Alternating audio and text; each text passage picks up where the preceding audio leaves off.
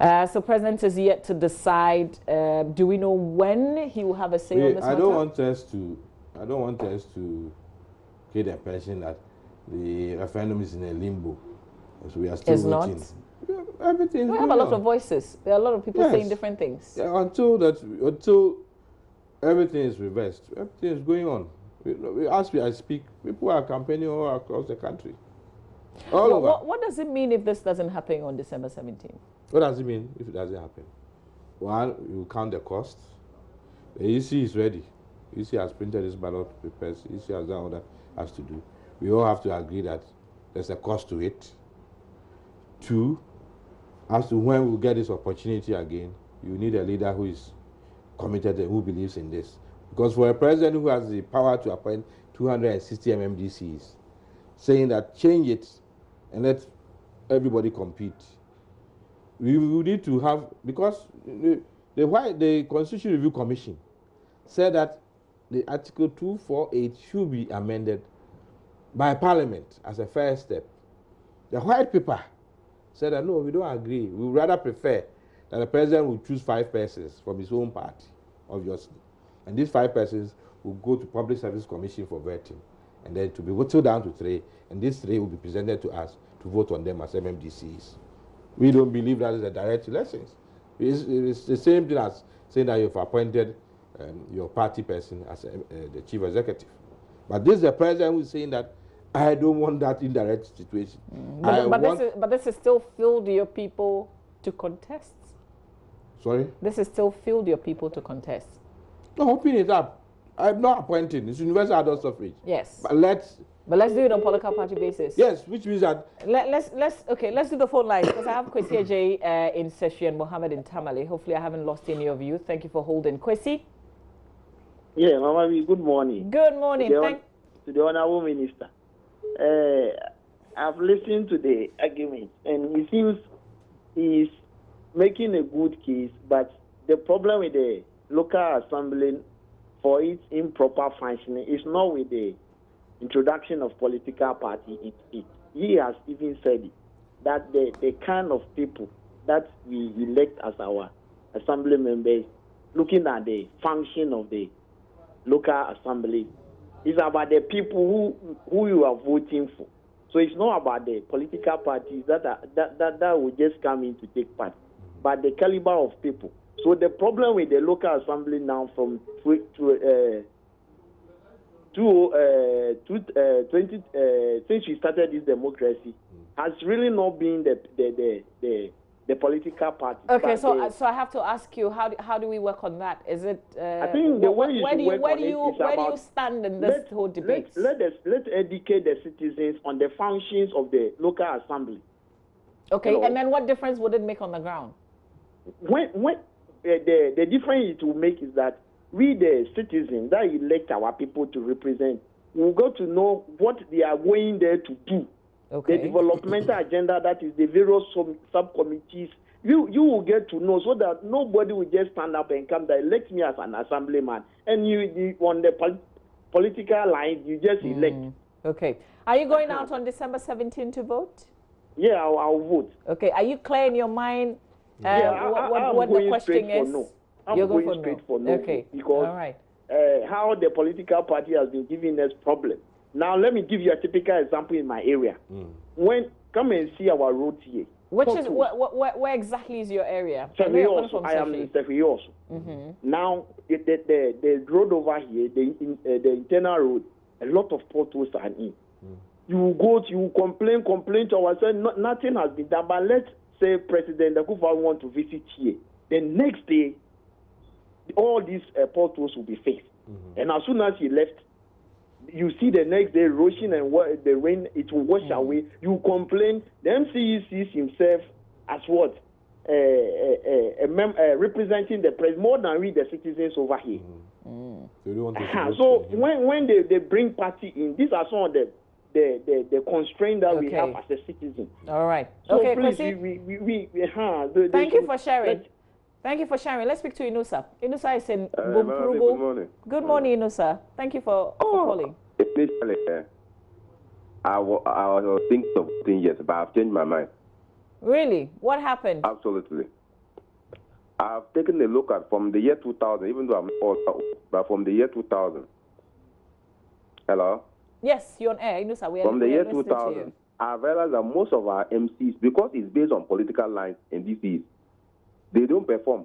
And if you ask for accountability, they don't think they are accountable to the president. But if you have the opportunity to vote for them, the MP, the minister, if ask him, is he accountable to his constituents or is accountable to his party? I want to just use the Rasmo Barak case for example. You saw that he has a different opinion about the issue, but because the party has taken a decision, he quickly changed, and it is one of the reasons why I in person don't know. Okay. An assemblyman, the community in which I live in, for example, it's a particular area. One guy wanted to contest for assemblyman, but we decided that we knew one guy could do better. We asked him to stand in, we voted for him. And I can tell you that even though his level of education as compared to the one who wanted to contest himself, he is doing far better. Okay. Because we are now having toilets place that our children will not go to the bush again. And okay. All right, Inusa, thank you very much. Unfortunately, we don't have a lot of time, so when you call, kindly do it very brief for us. I have Desmond Woyome, New Edubiase calling. Desmond, good morning. You're on air. Let's hear you. Good morning. Good morning, Desmond. Good morning. Desmond, kindly turn down the volume on your television set. Mojave. Please turn down the volume on your television set, okay? And let's have the conversation through the telephone. Otherwise, we'll have the delay and the conversation won't progress. Good morning. Yes, let's go on. Yeah. I was following your discussion this morning, listening to the honorable man. But my problem is currently, I was once an assemblyman. That was from 2011. The problem we've been having, even though we are not trending on political basis on, how do you call it, assembly, but you go there, there is this political callous there. And if your party is not in power, it's very difficult for you to actually get something from assembly to your electoral area. As an assemblyman? Yeah, as an assemblyman. It's very difficult if your party is not in power. And this, what I'm saying, is the reality on the ground. So I fear if we introduce this partisan into this assembly election, I believe solely that this thing will repeat itself. If you are not an NPP man and supposing an NPP government is in power, it will be very difficult for an assemblyman who is an NDC man to have something to be given to its electoral area. But Desmond, hold on a bit for me. We still can have an NPP government, and we can have the DC as an NDC person. Oh yeah, but what about the area that maybe you may not have? How do you call it? An NDC DC. This is real on the ground. That is why I'm saying it. For me, I fear the introduction of this partisan into. Okay, great. I'm going to put that question to the Honorable Minister. So thank you, Desmond, for sharing. Let's speak to Eugene. Eugene is in Nima. Hello, Eugene. Good morning. Good morning, Eugene. Thanks for calling. Let's hear you. Kindly speak up a bit for me, Eugene. Okay. Yeah. First of all, let me start with this. Honorable Obi, our people don't have the intellectual capacity to hold partisan elections at the district assembly. Let me start it from there. This is why I'm saying that. Eugene, say again. You said our people don't have the intellectual what? Capacity to do multiple to handle the district assembly elections. It's a mess. So they have the capacity to do the national, but they don't have the capacity to do the districts. Is that what you're saying? At the national level, we have the capacity because we started with the PNDC era that brought the military rule, which the introduction of the partisan thing was like an alternative, the only alternative we had. So we accepted it. Okay. Good. Now listen, the district assembly level, the reason why I'm saying this is that imagine the president wants to sit Hohoi and then the NDC MCE is head there. Do you know the kind of exposed that is to go? Because currently the District Assembly will need to take care, go and call students to come and start by the road. The District Assembly will need to finance the coming of the president, the canopies and everything. Now, if you get a DCE who doesn't agree with you, what will happen? The fight that will go on there. Number two, I believe strongly that if the party want to really introduce partisan politics in the District Assembly, they should allow us to do it currently non-partisan. Let us now do it non-partisan and see the reality. Then they come in to tell us and educate us about why the political parties can come in to do a better job. Okay. All right. Mama, did you understand? If I get we your don't do it that way, if we don't do it that way and force it on our necks and introduce parties right now, what will happen is that we don't have the capacity. I'm telling you the truth, we don't have the capacity. Do you know that people don't agree when it comes to NDC and PP, thinking that it's the same up there? Honorable Amoah will tell us the truth that he's just probably good president, but our people don't see it down here. Okay, and Eugene, your point is well made because of time. Let's speak to Isa. Isa is my last call. Isa? Yeah, good morning. Yes, good morning, Isa, from Ejura. Good morning to the Honorable Minister. Hello? Isa, let's hear you, please. You're on air. Yeah, there's too much hypocrisy in this country. When you go to the District Assembly level, MPP, NDC have their candidate. They sponsor them underground. Why don't you just make it open so that everybody can come out and say, I'm NDC and MPP? If you don't want to be NDC, then go for independent candidate. We're just too hypocrites in this country. As I speak to you right now, you go to some other constituencies, you see an NDC member of parliament holding a candidate, going from house to house, campaigning for him in the night. You see them loitering around, campaigning for their candidate, and you don't want us to make it partisan. You see, if they don't want us to make it partisan, His Excellency, the President of the Republic of Ghana, is giving out the opportunity for the other political parties. They don't want us to make it partisan. That is okay. MPP is cool with that.